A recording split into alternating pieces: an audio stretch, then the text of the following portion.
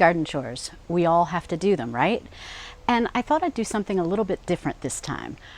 Not that I don't do garden chores all the time, but most of my videos that I've shared with you are really focused on one plant at a time or one bed at a time. I thought today it would be fun to show you exactly what a typical garden chore day is for me. Usually the projects aren't related, usually they're all over the place, but I thought it might help you to see what a typical gardening day is like for me. And if you like this, after you watch it, let me know in the comments if you'd like to see more of this. I'd be glad to do it. I'm Laura and welcome to Garden Sanity. And some of the projects I'm going to do today are watering my Dappled Willow and the Magnolia tree. They didn't seem to get as much rain when we got rain the other day, and the sprinklers don't touch them, so I'm going to hand water those. Then I need to weed around the Crystalina Sugartina Clethra, as well as the Sweetspire, which is Little Henry. I'm also going to trim some of the dead things off the Little Henry, and I'll explain to you what I'm doing there. It's not something you have to do, but it just kind of neatens it up a little bit. I'm going to check out if the Arborvitaes need to have anything weeded around them, and I'll show you how those are doing. And see what else I come up with. See how far I get. If you're like me, I tend to have a long list of garden chores and I never get to all of them, which is why they're garden chores and why you end up coming out day after day after day after day. So let me get started. I'm going to do the watering first. So what I first do when I'm watering these, at least this summer, I will say last summer we ended up using a soaker hose and we put it up against this whole fence because it was so dry. We haven't had to do that this year, and I'm kind of glad because I never liked the look of it, although you see how far the stems have come out. You wouldn't have seen it anyway, but I am going to cut those stems back. If you're wondering what these pavers are, it's because I'm going to be making a new bed. And by me, I mean we. I'm getting my husband's help again. So in order to have a walkway on this side and a walkway also on the other side, definitely going to have to trim back the lower parts of the Dappled Willow. Plus, it's not looking, it's looking a little crazy. It always does at this time of year. But I'm not going to make the mistake I did last year, which was pruning it too soon. And then I ended up losing a shrub. I'll show you what these look like after I'm done watering them. But you can see, I don't know if it shows up on the camera, but I'll show you up close. I do have a little bit of brown from how hot it's been, but I get the ground a little bit moist just so that when I do come in with the hose, which I'll show you in a minute, the ground's already a little bit wet so it can take in the rest of this water. It's not just bone dry. It usually isn't bone dry under the rocks, but you never know. So before I go back through with the hose for the Dappled Willow, I'm also going to tackle the Magnolia tree. It's got a little bit of yellow leaves on it, sort of here in the canopy. If you look from way up high, like in the second story window of our house, you can see that there are still some blooms, 1 or 2 blooms this summer. But it also has a little bit of heat stress, and it is what it is. But want to help it out. I also need to make sure that I'm not moving these pavers around because my husband helped me measure these. And if I screw that up, that is not going to be good. All right, so what I'm going to do now is I'm just going to take the nozzle off. I've got a little bit of a, let's see, this guy, right? Yeah, we shut him. And then I take this nozzle off.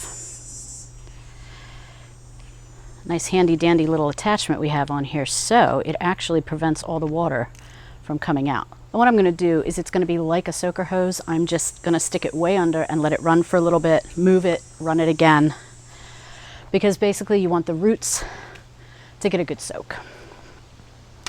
And I swear if I move these pavers, I'm doomed. All right, let's get under here.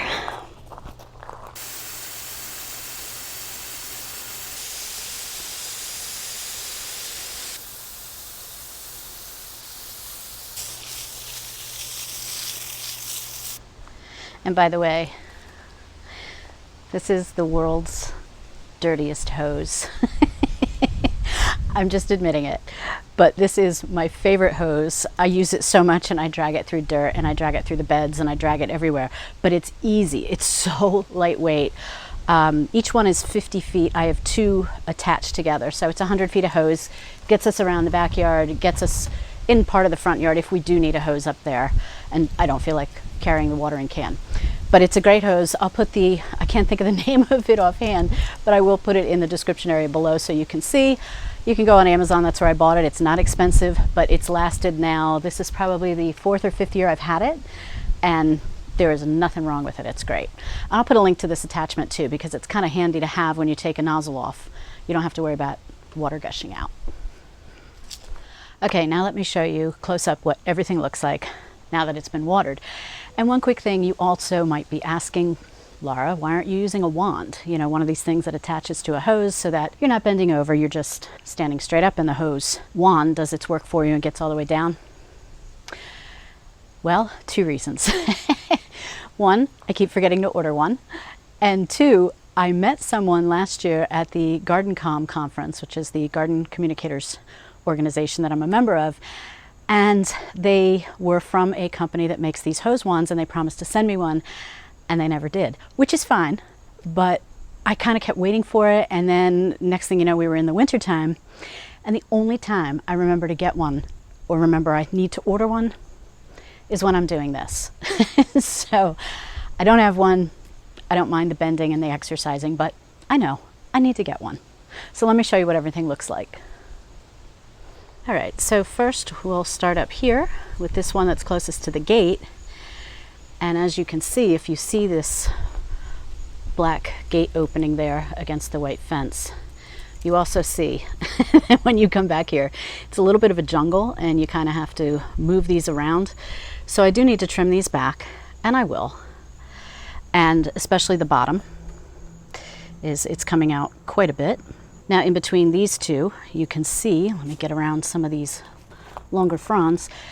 Along with 1 or 2 weeds, you do see one of the seedlings that I planted, that I propagated from one of the shrubs, and it's doing very well. I'll have a better picture for you that's not so blocked by some of these other ones. And again, I'll come in here and trim them up, not just yet. So this one's looking good. The only bit of brown I see is in there, and that's not so bad. This one's looking good. Now let me step back so you can see these 3 that are in a row. And as you can see, they're already starting to join in with the tiny little seedling that is growing. It's not so tiny anymore, because believe me, by probably the end of next summer, that'll be, I'd say, at least about 4 feet tall, if not 5. This fence is 6 feet high, so we'll see. But they grow fast. So what you see is you'll see 1 or 2, like in here. You see this got a little heat baked and it comes right off. You know, you can just, it's gonna fall off on its own basically. You will see variegated leaves. You will see some that on first glance will look to you like they are just green. But let me show you down here. As they get older, they start getting the variegated color. And if you look here on the end, they look predominantly green. So look very closely at the leaves. Again, you see this is all variegated, but if I go down, you might be fooled into thinking, wait a minute, why do I just have green leaves? So fear not, those are going to get the variegated color. They just need a little bit more time to do so. I don't know all the science behind it. I just know that that's what happens. Here you see some brown. That's not bad. I will come in and trim that off. You see when I put water on it, just like if it rains, it does get a little floppy, but it'll bounce back. But yeah, it's definitely a little crazy, a little chaotic. It's a little less neat than I think I want it to look. My main concern is that the stems all stay upright and we don't get any horizontally growing stems like we did in years past before we coppice these down to the ground. There's a little bit more of the brown that I'll cut off. That I will do. I'm not afraid to do that during the summer. And I'll show you how I do that real quick.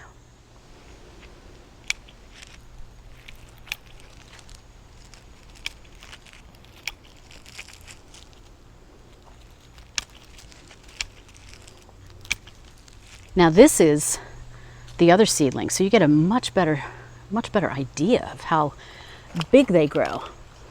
I'll put a picture on the screen right now of what it looked like when I planted it last fall, and look at it now.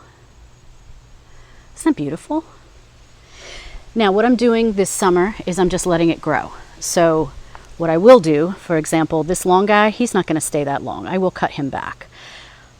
But when you first put a seedling in, of any type really, just let it go. Just let it do its thing. Don't baby it too much. Just let it get acclimated to the soil. Let it meet its neighbors. In this case, I guess this would be its parent. And then I'll come in later and just kind of start tidying up. The first year I don't do that much to it. And then this is the one that I lost last summer because of the early pruning. And I think I've shown you this before. What I ended up doing was making a really pretty tree out of it. Just naturally, the stem started coming up. So what we did was we used some double-sided tape made for plants, tied on this shepherd's hook. And yeah, I definitely got to cut back this new stem that I left on purpose for the Magnolia Jane tree to get some new stems going. But we don't want it to make too good of friends with the Dappled Willow. And then I also have a really nice bunch of clover. No, that's not what I meant to say. Yes, I have weeds, but I also have this really nice section right here. So this is really nice. It's also coming from the bottom. So all is not lost on this big stump. And hopefully this turns into a really nice standard, as they call them, or a dappled willow tree. And again, it got a little bit of heat stress with the brown, but I will come in and get that off.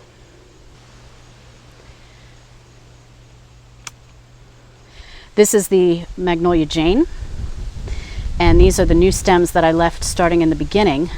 There's also some tall weeds, but I left these in the beginning of the season just to, like I said, grow, get a few more. You know, you see I've got some pretty thick stems here, but I want to add a few more.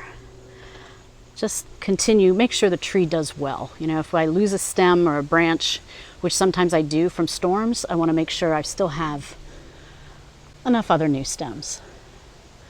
You can see how beautiful the canopy is.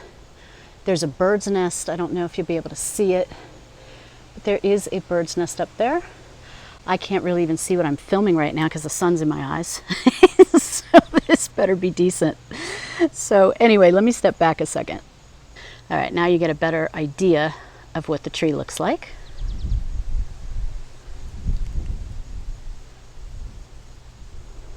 And then you can see what the dappled willow looks like.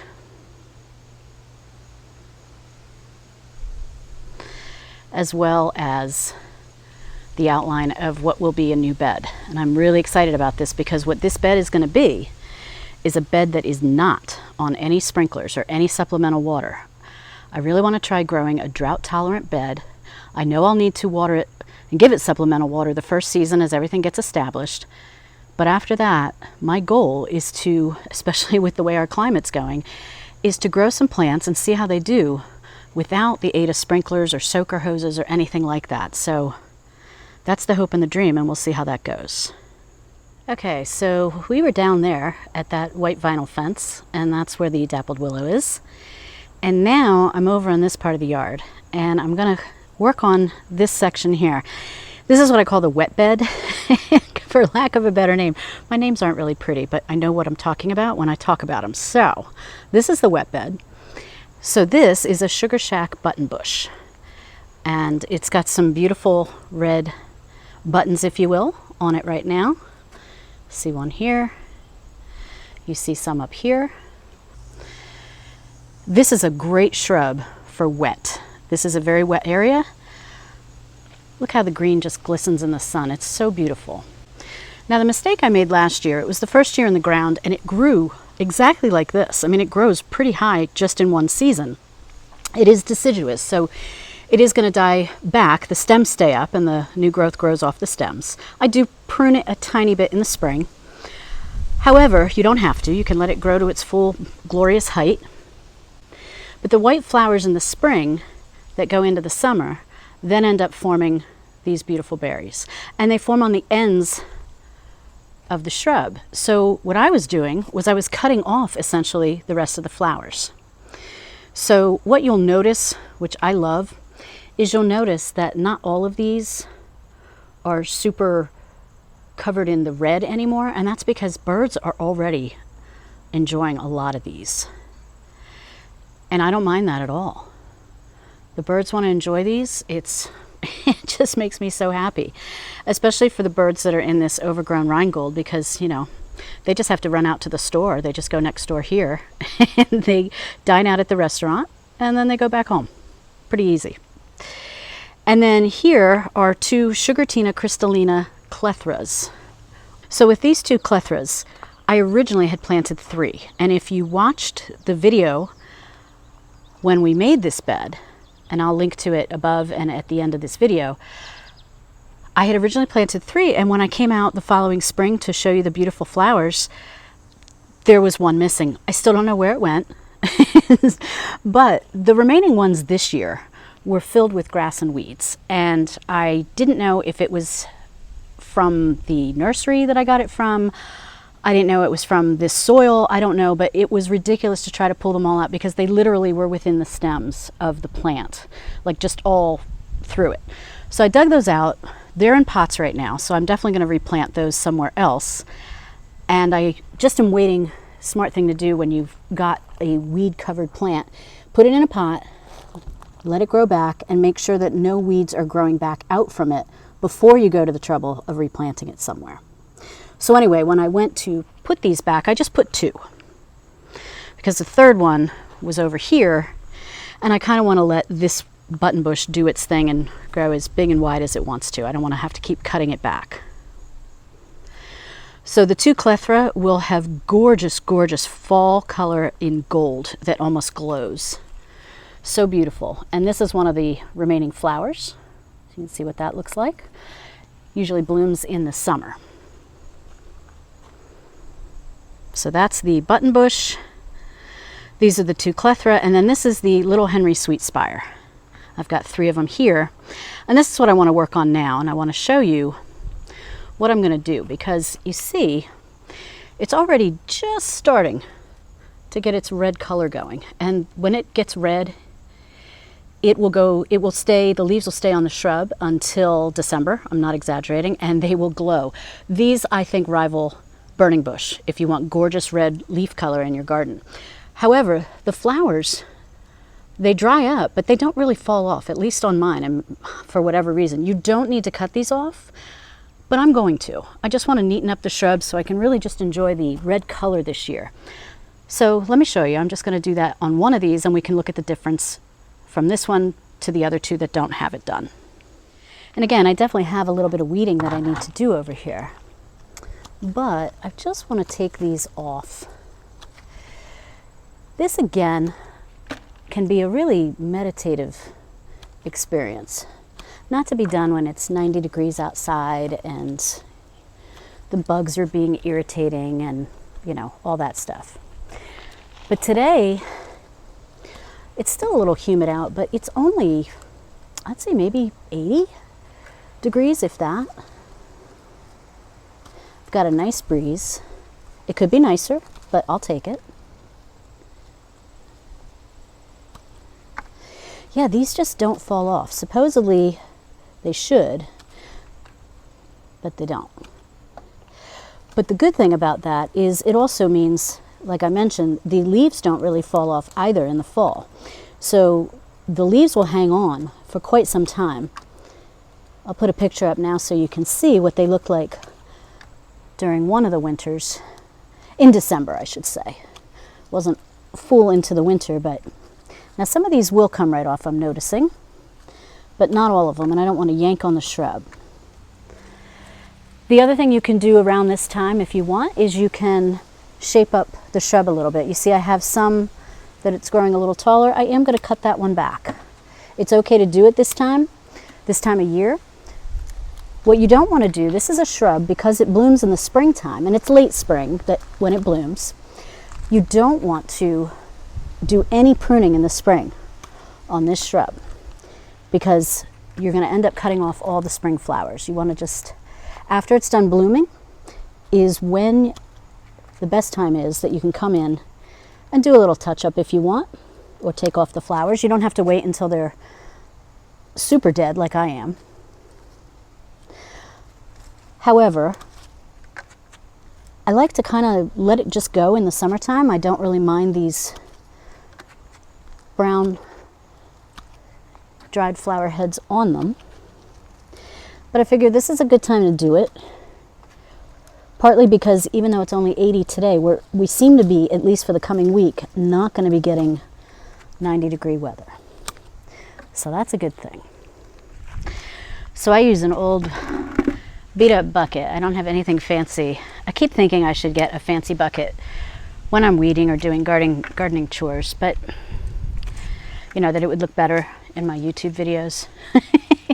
But I'm not that fancy. So I use whatever we've got left over. Now what I'm also noticing as I'm doing this, I think I said to you a couple can be just pulled off.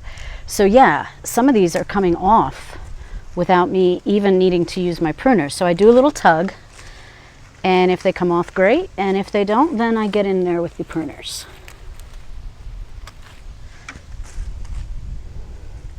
Boy, this is such a pretty shrub, and this really solved this area because we tried other things here that just were they couldn't handle the wet.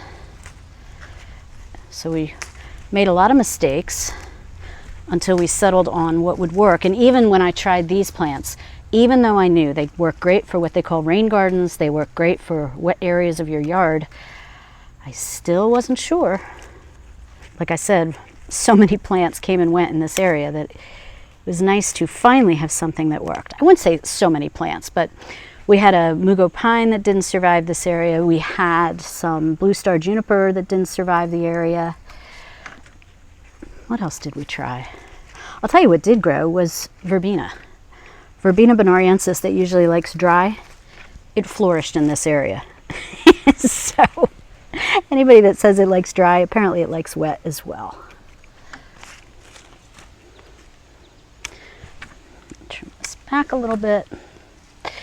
And again, this is the time to shape it, is after it blooms or in late summer, early fall. Shape it for the next season. Now I really have to do that with the Little Henry Sweetspires that I have in the front yard, because those love their spot so much that they've really taken off. In fact, there's a couple of new little stems coming out of the ground. Little, I don't know if you call them suckers, but I think I need to tame it a little bit up front. But here, I think because it gets so much sun, it's not as prone to being in partial shade where it really can go crazy. If you're watching this and it's really hot where you are, I wish you could feel this breeze right now. And if you're somewhere where it's cooler and you already have beautiful weather, can you send it here to southern New Jersey? Because I really, really would like this kind of weather every single day. It really makes a difference when you're gardening. Like I said, it's hard to be meditative when it's 90 million degrees outside with 400% humidity. Not fun. Let's see, that one there. Okay, so this one is all done. It's just so pretty, even now that it's just starting its red. And it's not like, oh, geez, it's the end of August. I can't believe it's getting red so soon. No, this is a long, beautiful color change that is just exquisite. And then this is the one next to it. So this one you can see. I shaped it up a little bit. And then here's what it looks like if I just left the flower heads on. And got a couple little taller things growing. So it's up to you what you want to do. There is no right or wrong way. It's just purely for aesthetics that I'm taking the flowers off. I left them on last year. I think I might have taken them off of a couple. but it really doesn't matter. I'm doing it this year because, like I said, I want to really enjoy the color change. But here you can see up close what all these flowers look like. So you see some look a little bit more brown, and then some are so dry, like I said, they'll just come right off. But now what I need to do is I need to do a little bit of weeding right in front here. So let me get that going, because that'll make me feel really good. Just even a little spot of weeding is a really big accomplishment sometimes. You know what I mean? All right, I'm going to try to stay out of to cause any shadows, but you know, you kind of can't help it, right? Now, what's really great about this area, and again, I'd encourage you to watch the video of how we made this bed. Originally, this bed had landscape fabric underneath the rock.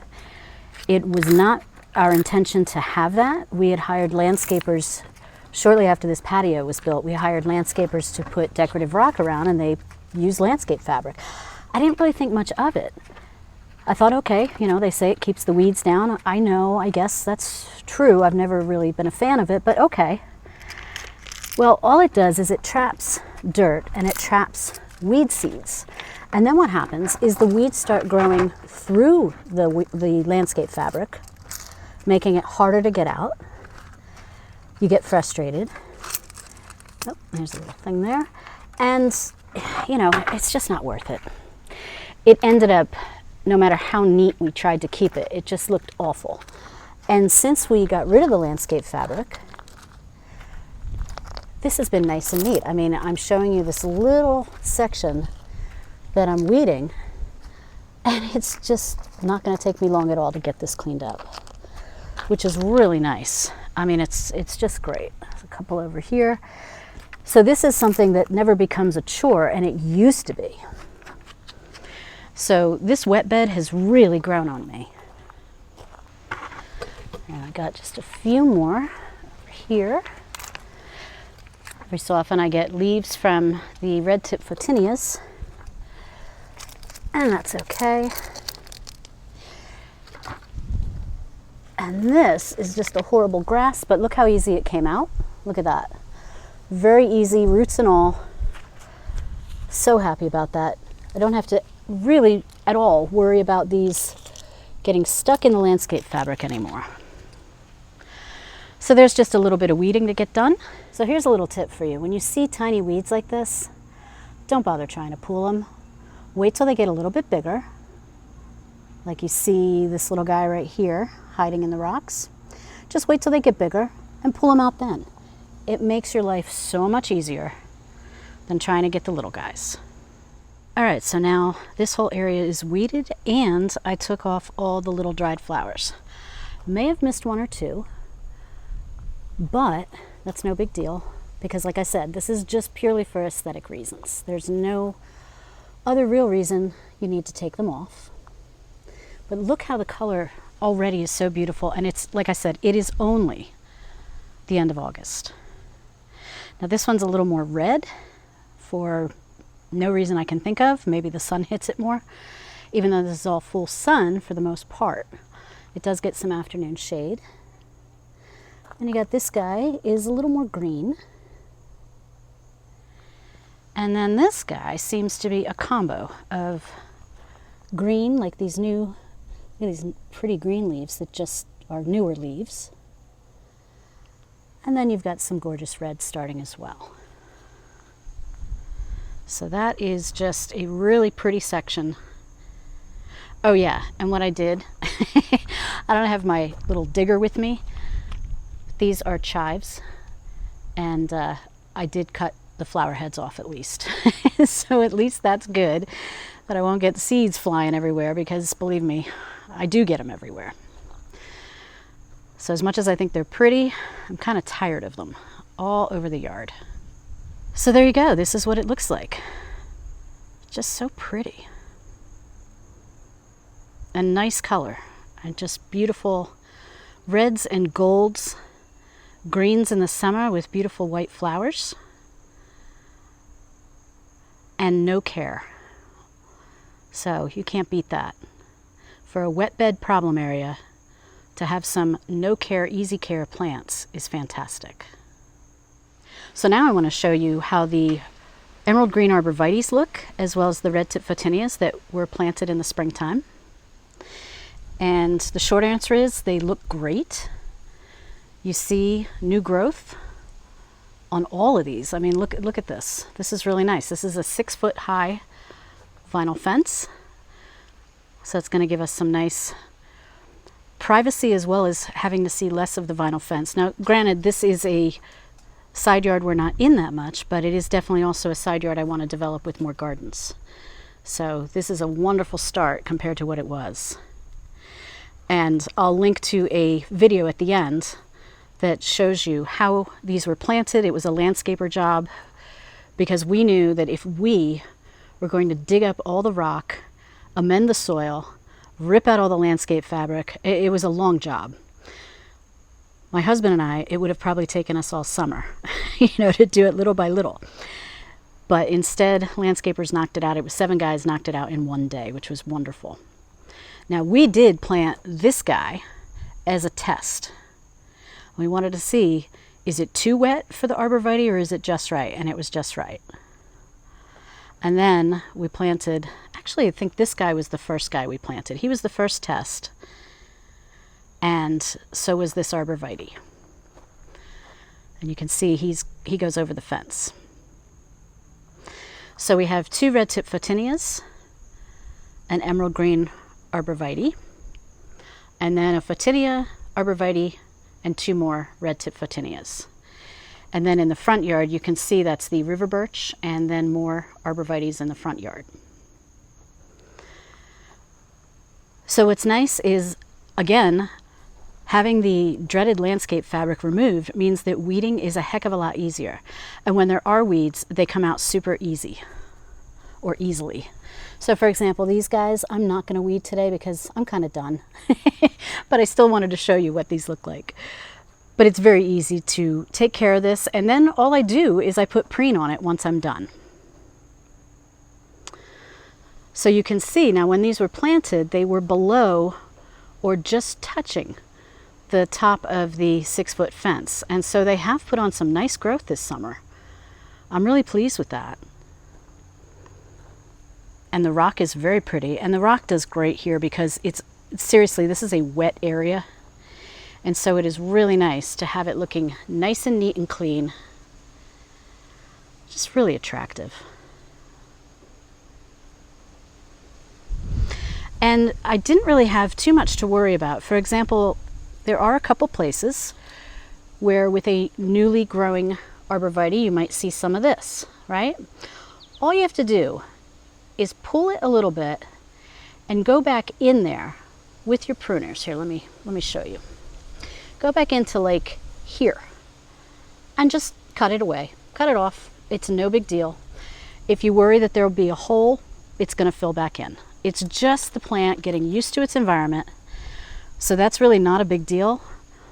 Sometimes people will panic and they'll say, oh my goodness, it's bagworms or something like that. It's not. It's not. It's just the plant getting used to growing in this spot. Isn't that beautiful? Another reason I'm not weeding, besides the fact that I'm kind of tired, is that this is in shade, and I really prefer to weed in the sun because sometimes in the shade you miss 1 or 2 weeds. I like to see what I'm doing. So that's another reason that I won't be weeding right now. But look how lush and beautiful. Everything just looks great. This is very, very nice. And again, here's another little example, and this one is more already like a rust color. Just go back in and you see, let me just show you, this is a good example actually. If you go and follow this stem, this is the brown, right? And you follow it all the way, I want to show you what's on the same stem is this green. So you cut it above where that is. And the reason being is because obviously the stem is still producing new growth. This part that died out, it's no big deal. Just cut that out and you've got new green that is going to be growing, and the tree will be just fine. And you can do that any time of year. Now here's the view from the other end. And those big trees you see by the pergola, by the patio, those are also red tip Photinias that are in desperate need of pruning back and trimming. And I'm going to tackle that in the fall. That is a project, but didn't want to do it when it was blooming in the springtime into the early summer, and then we just didn't want to deal with it in the summer. Summer's not a great time to prune. But isn't this beautiful? It just looks nice, neat, and tidy. And you know, the shrubs over in the wet bed are going to just fill in, and eventually you aren't even going to see that many stones. They're just going to fill in over time. Really nice. Beautiful green color on the arborvitaes. I couldn't be happier. Haven't had to water them that much because this stays pretty wet. So we lucked out. And then this is the the giant Leyland cypress tree that was like a mutant. I mean, look at it. Look how tall it is. And again, you can watch the video at the end and you'll see how this went from an ugly row of Leyland cypresses that look sad, except for this guy, and how it looks all nice right now. So let me show you one final thing. So I've got the arborvitaes here, and you see the wet bed, but right here close up are the true blue butterfly bushes. There's 2 of them, and they are just looking beautiful. The color is just exquisite. I mean, look at this color. Look at that. And this is a bloom that's almost done. Just look how beautiful that is. I mean, that is definitely a gorgeous shade of blue. A wonderful thing about butterfly bushes is they have the most beautiful, intoxicating, and yet subtle honey scent. It's like a honey scent. It's just sweet, but not overpowering. And the scent was wafting over to me when I was working on the Little Henry Sweetspires, and I cannot tell you how wonderful it was. You want to talk about having a relaxing time when you're gardening? Plant yourself a butterfly bush, garden nearby, and you can't help but get relaxed. These are just beautiful. So I had to leave you with that. So watch these videos next. This first one is on the wet bed, as I call it, and it talks more in depth about the 3 shrubs I showed you earlier. And then the second video is the arborvitaes, just after they were planted, what they look like, and a complete how to care for them as well. Until next time, happy gardening.